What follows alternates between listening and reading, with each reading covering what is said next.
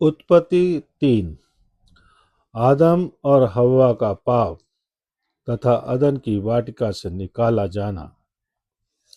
उत्पत्ति 3, 1-24। सांप मैदान के सब जीव जंतुओं से अधिक चतुर था जिन्हें खुदा ने बनाया था। उसने स्त्री से कहा, क्या सचमुच खुदा ने कहा है कि तुम इस वाटिका के किसी भी वृक्ष का फल ना खाना?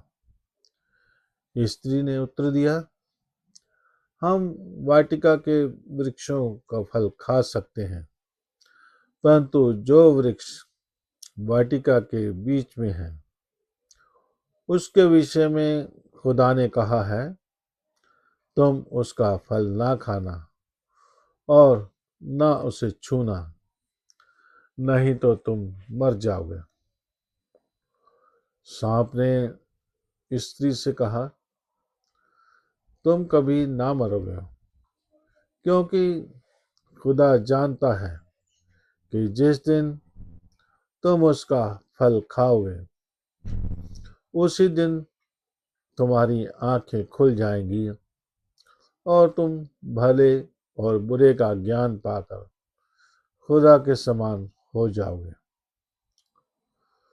जब स्त्री ने देखा कि उस वृक्ष का फल खाने में अच्छा है, देखने में मन भावना है और बुद्धि प्राप्त करने के योग्य है, तब उसने उसका फल तोड़ा और खाया। फिर उसने अपने पति को भी दिया जो उसके साथ था, और उसने भी खाया। तुरंत उन दोनों की आंखें खुल गईं। उन्हें पता चला कि वे नंगे हैं। तब उन्होंने अंजीर के पत्ते जोड़कर अपने लिए वस्त्र बना लिए। दिन के ठंडे समय में उन्होंने वाटिका में खुदा की आहट सुनी। तब आदम और उसकी पत्नी खुदा की उपस्थिति से छिपने के लिए वाटिका के वृक्षों के बीच चले गए। खुदा ने आदम को पुकार कर कहा, तो कहाँ है? आदम ने उत्तर दिया, मैंने वाटिका में तेरी आहट सुनी। मैं डर गया क्योंकि मैं नंगा हूं, इसलिए मैं छिप गया। खुदा ने कहा, तुझे किसने बताया कि तू नंगा है? क्या तूने उस वृक्ष का फल खाया है जिसके विषय में मैंने तुझे मना किया था? आदम ने कहा, जिस स्त्री को तूने मेरे साथ रहने के लिए दिया उसी ने मुझे उस वृक्ष का फल दिया और मैंने खाया। तब खुदा ने स्त्री से कहा, तूने यह क्या किया? स्त्री ने उत्तर दिया, सांप ने मुझे बहकाया, इसलिए मैंने खाया। तब खुदा ने सांप से कहा, तूने यह क्या किया?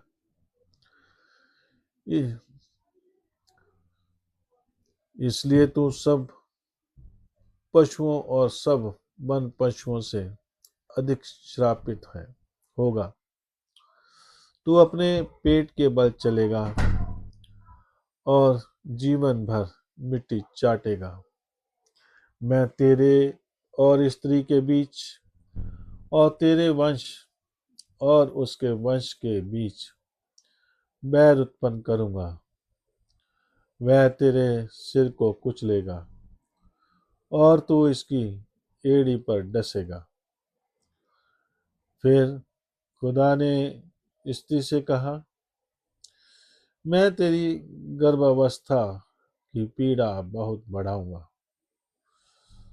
तू पीड़ा के साथ संतान उत्पन्न करेगी, तेरी इच्छा अपने पति की ओर होगी और वह तुझ पर प्रभुता करेगा।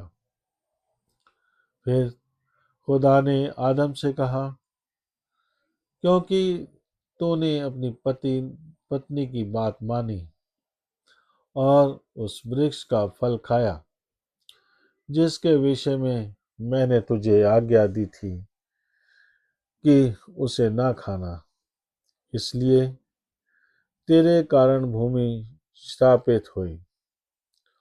तो जीवन भर परिश्रम करके उससे भोजन प्राप्त करेगा, वह तेरे लिए कांटे और उठकारे उत्पन्न करेगी, तो खेत की उपज खाएगा, अपने माथे के पसीने से रोटी खाएगा, जब तक कि तू मिट्टी में लौट ना जाए, क्योंकि तू मिट्टी ही से बनाया गया है। तो मिट्टी है और मिट्टी में ही लौट जाएगा। आदम ने अपनी पत्नी का नाम हव्वा रखा, क्योंकि वह सब जीवितों की माता बनी। खुदा ने आदम और उसकी पत्नी के लिए चमड़े के वस्त्र बनाए और उन्हें पहनाए। फिर खुदा ने कहा, देखो, मनुष्य भले और बुरे का ज्ञान पाकर हम में से एक के समान हो गया है। अब ऐसा ना हो कि वह जीवन के वृक्ष का फल भी खाकर सदा जीवित रहे। इसलिए खुदा ने उसे अदन की वाटिका से निकाल दिया, ताकि वह उस भूमि की खेती करे जिससे उसे बनाया गया था।